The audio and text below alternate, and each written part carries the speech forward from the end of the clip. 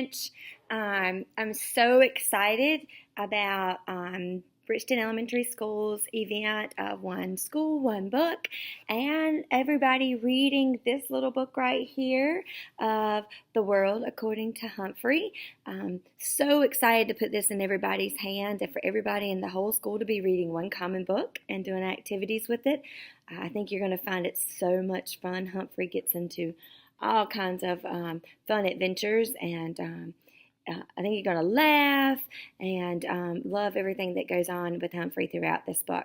So tonight's reading is chapter 1, and so I'm going to be your guest reader tonight for chapter 1. So if you will grab your book and follow along as I read The World According to Humphrey, chapter 1, The Return of Mrs. Brisbane. Enjoy your reading. The Return of Mrs. Brisbane. Today was the worst day of my life.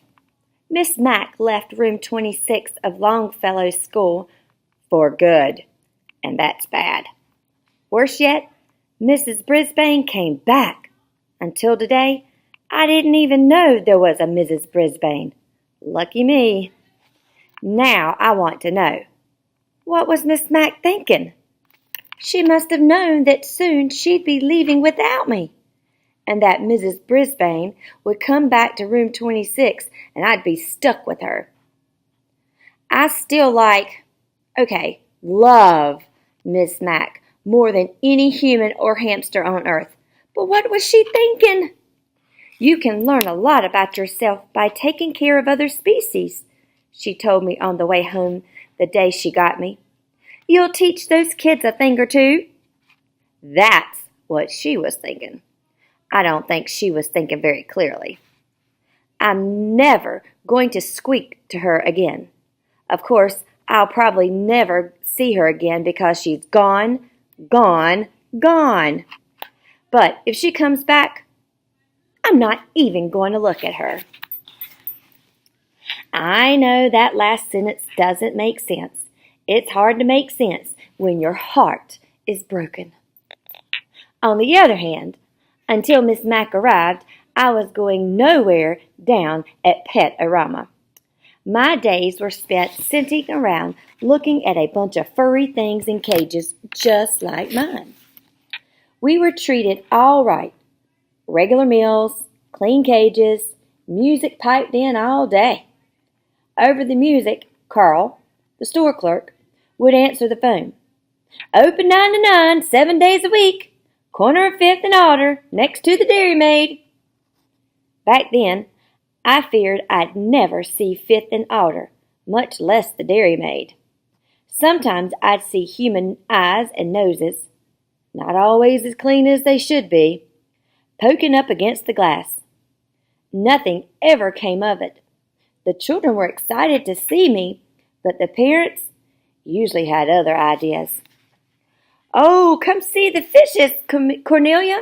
So colorful and so much easier to take care of than a hamster, Mama might say. Or, no, Norbert, they have the cutest little puppies over here.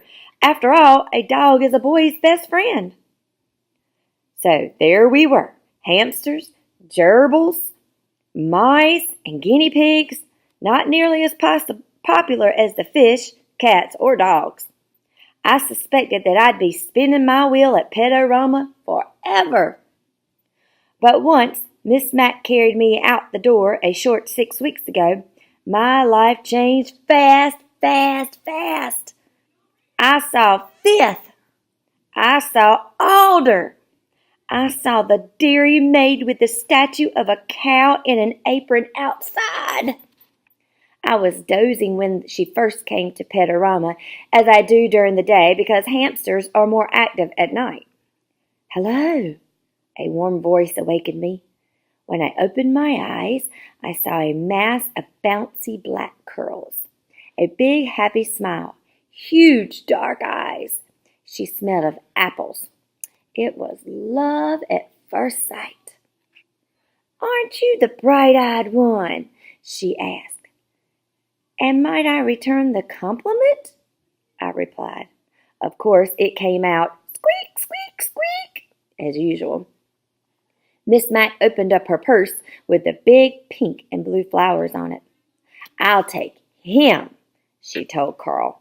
He's obviously the most intelligent and handsome hamster you have." Carl grunted, "Huh." Then Miss Mac picked out a respectable cage.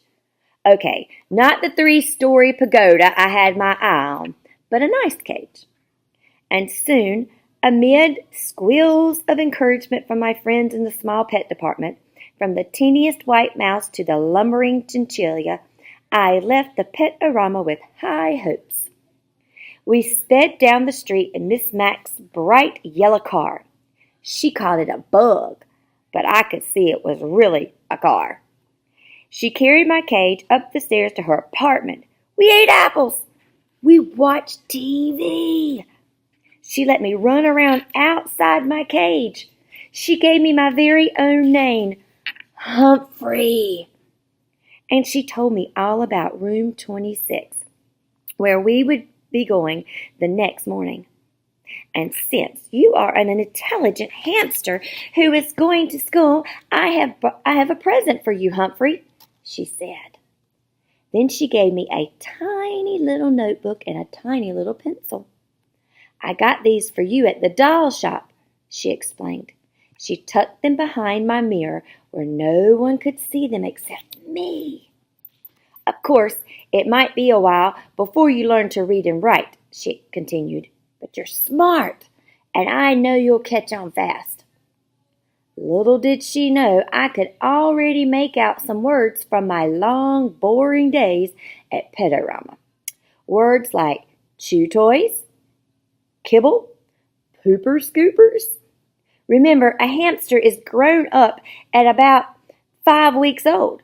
So if I could learn all the skills I need for life in 5 weeks, how long could it possibly take to learn to read?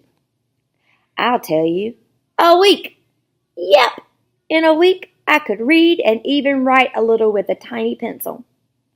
In addition to schoolwork, I learned quite a bit about the other students in room 26. Like, lower your voice, AJ, and speak up, Saya, and wait for the bell, Garth, and Golden Miranda.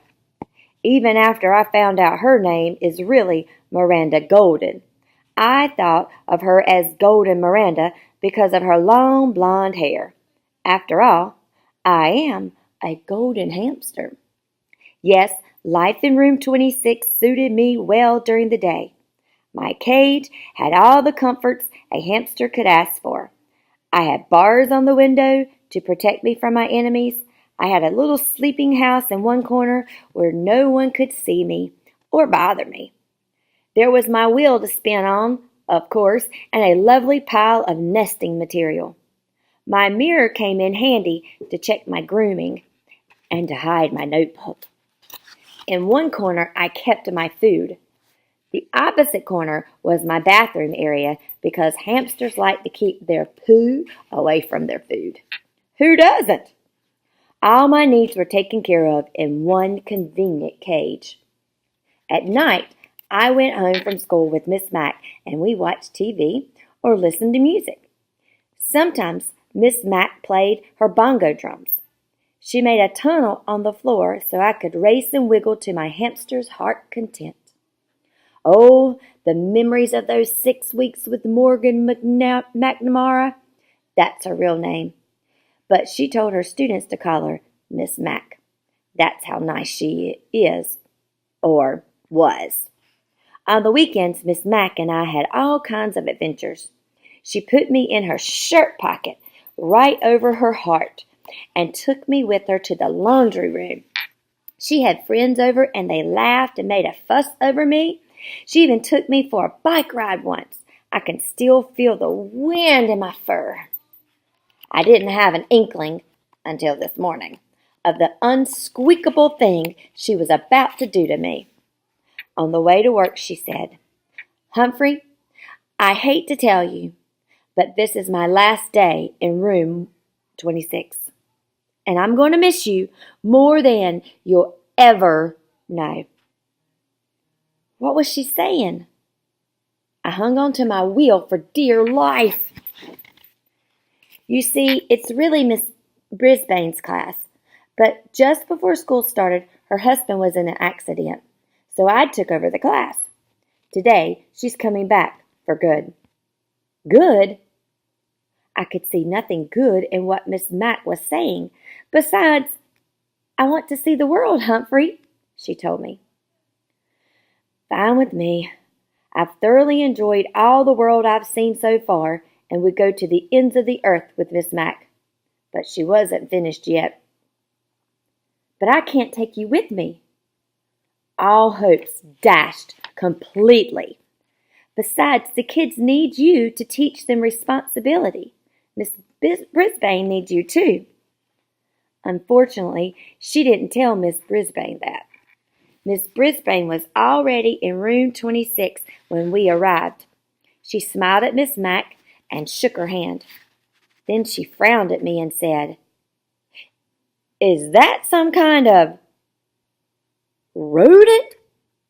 Miss Mack gave her the speech about how much kids can learn from taking care of another species. Miss Brisbane looked horrified and said, "I can't stand rodents. Take it back." The "it" she was talking about was me. Miss Mack didn't bat an eyelash. She put my cage in its usual place next to the window and said the kids were already very attached to me. She attached Dr. Harvey H. Hammer's Guide to the Care of and Feeding of Hamsters to the cage, along with a chart to make sure I was fed and my cage was cleaned on time. "The children know what to do. You won't have to do a thing," Miss Mack said as Miss Brisbane glared at me. Just then, my fellow students came streaming into the room, and within half an hour, Miss Mack had said goodbye to everyone, including me. "I'll never forget you, Humphrey," she whispered. "Don't you forget me either." "Not likely, but I don't know if I can ever forgive you," I squeaked. And then she was gone without me. Miss Brisbane didn't even come close to my cage until recess. Then she walked over and said, "Mister, you've got to go." But she doesn't know my secret. The latch on my cage doesn't work. It never has. It's the lock that doesn't lock. So I've got news for Miss Brisbane.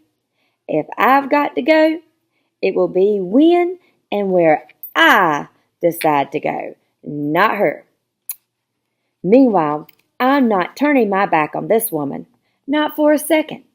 If I ever disappear and someone finds this notebook, just check out Mrs. Brisbane, please.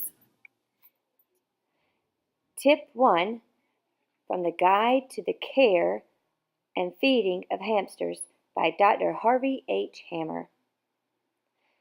Choose your new hamster's home very carefully and make sure it is secure.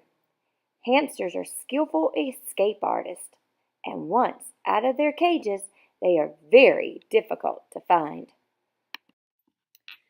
So that's the end of chapter 1, guys. I hope you've enjoyed it, and and you're just getting a taste of what this book is going to be about in the world according to Humphrey, and some of the plot and drama that may is getting ready to unfold with Humphrey in room 26 with Mrs. Brisbane.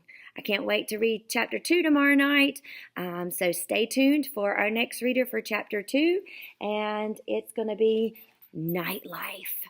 Have fun reading The World According to Humphrey. Happy reading!